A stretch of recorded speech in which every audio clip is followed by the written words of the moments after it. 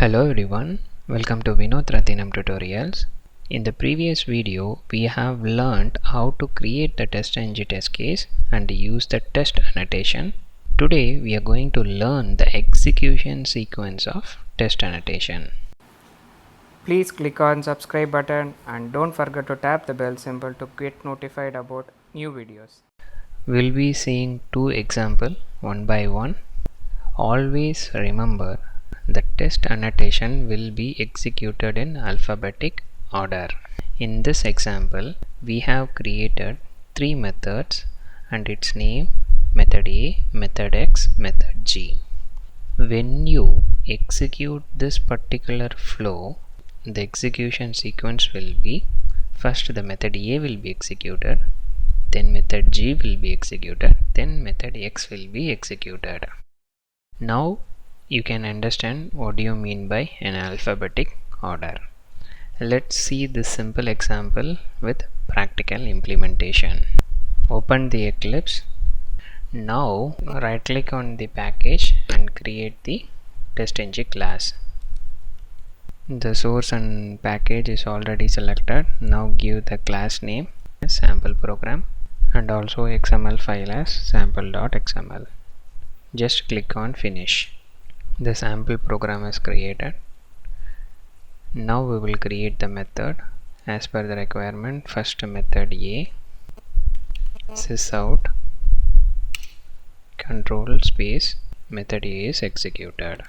Just copy and paste it. Method X, method G. So we have created three methods, method A, method X and method G. As I already said, if we execute these three methods, it will be executed in the alphabetic order. Let me execute, run as testng. Here you can see the execution sequence, first method A, then method G, then method X. So the conclusion, it will be always executed in the alphabetic order. But in the real-time scenario, we are not going to name the methods like A, B, C or A, X, G. We will be providing the meaningful name. In this example too, as per the business logic, we have to design the scenario like launch the application, then navigate to demo screen. After that, close the application. Let us implement practically and see how the execution will be. Right click on the package, testng. Now give the class name as registration demo.xml. The class name is registration and the XML file name is demo. So the registration testng class is created. Now as per the requirement, the first method is launch application. Sysout control space launch application method is executed. In this example, I am just giving the output message, but in the real-time scenario, here we will be writing the business logic like system properties, what is the browser we are going to use it, all the selenium commands code needs to be implemented in this particular method. But for time being, I am just mentioning output message. Second method, test public void navigate demo page. Make sure you always use the camel casing letter.